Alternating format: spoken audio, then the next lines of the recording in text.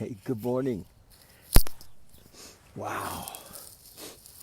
Wow, wow, wow, wow, wow. What a beautiful, beautiful day. So, um, my buddy Trevor and I are on our way somewhere that we had to be at, shortly after 9. So we decided to just stop and do this from a hopefully quiet park bench. So, this is our daily reading and from, from outside. It's beautiful. Mm. I want to just thank the people that have been posting questions and your questions. Um, if you have a question about anything life-wise, it helps others. I think when we get to respond or make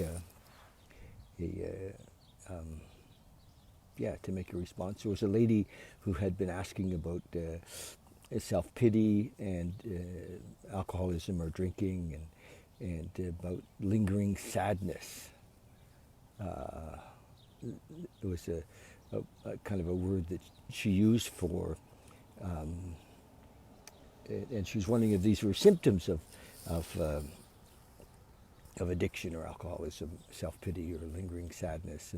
And I said yes, I would say that those were symptoms, and that basically the alcoholic or addict, whether we like to think so or not, is you know is the core of the problem is self-centeredness, and even if we're full of self-hate, it's still self-centeredness. Even if we're full of "I'm not good enough," it's still self-centeredness, if we're full of fear, it's still self-centeredness, and there's self-centered fear, and which is different than the fear of crossing the road when it's dangerous. And so, the solution is, the solution that we're working on every day with this book is a God-centered, service-based life that's focused on living in this day, in this moment, as opposed to our focus on the past or the future. So that's the deal. Instead of self-centered, we become God-centered. However we perceive that higher power to be, whatever your concept is, and there's no excluding um, of that. Are we May 27? Any idea? Let me see. The 12th step, the fourth thing is conversion. Or is it 26th? Oh my gosh. Somebody might say, if there's anybody there, you can see them. I can't see them today. I think I'm going to go with the 27th. I'm going to go with the 27th. Here we go. And this, the reading has been focused on. No, I'm not. I haven't read this yet. Oh, I did read that. Yeah, it's 27th. Okay, great. The reading has been a bit focused on the 12-step work. And this is from the 24-hour day book. That was written in 1954, and I picked. Is it the 28th? Okay, the 28th. So this is the 24-hour day book, and can you see that the time has kind of lost a lot of meaning for me. I never know what day it is, let alone the date, and which is kind of cool. Yeah, it's beautiful when we're living, and I feel like as the observer, watching my thoughts, so that I recognize that I'm not my thoughts, that my thoughts are just, random shit sometimes, and I have a tendency to lose track of things like time and possessions, which is a beautiful thing. And then, with if our whole concept or focus on life is to be in service, then we just let the moment take us into what's the next right thing, the next service thing to be doing. And And it's a beautiful way to live. So the 28th, it says, in the 12-step world, we learn that since we are alcoholics, we can be uniquely useful people. Awesome. We can be uniquely useful. That is, we can help another alcoholic, or perhaps somebody who has not had our experience with the alcoholic life, with drinking, could not help him or her. That makes us uniquely useful. The A.A.s, or recovered alcoholics, are a unique group of people because they have taken their own greatest defeat and failure and sickness and use it as a means of helping others. We, who have been through the mill, are the ones who can best help other alcoholics. Do I believe that I can be uniquely useful? Yes. It's interesting. I've been working like kind of part-time at a treatment center, and I'm getting to see lots of family, mom and dad of alcoholics, and sisters and husbands and wives, and the non-alcoholic really does not understand the alcoholic. They're like, why can't he quit drinking? Why does he do this? Why does he? So the non-alcoholic it's hard to understand it. The alcoholic understands perfectly.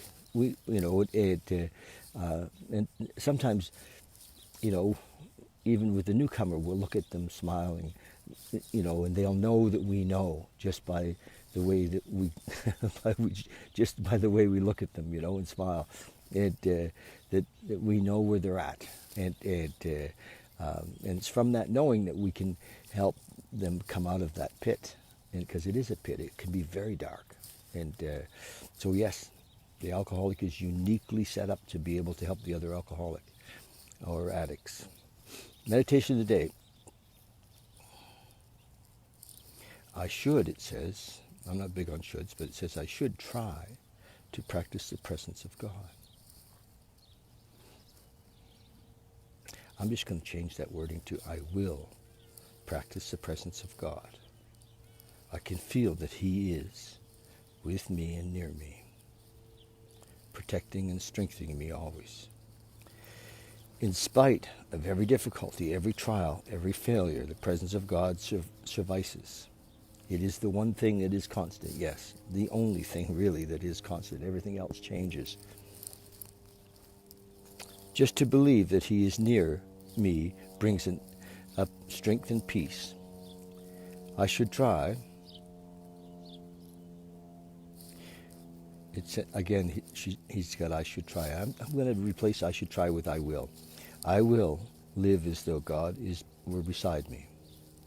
I cannot see Him because I was not made with the ability to see Him, else there was no room for faith. But I can feel His Spirit within me. It's interesting, the longer we're on this path, the truth is we can see Him. We do see God in everything. And I mean, look at this day. Wow. I mean, in every day, just the fact that we're here has to be a miracle. Has to be.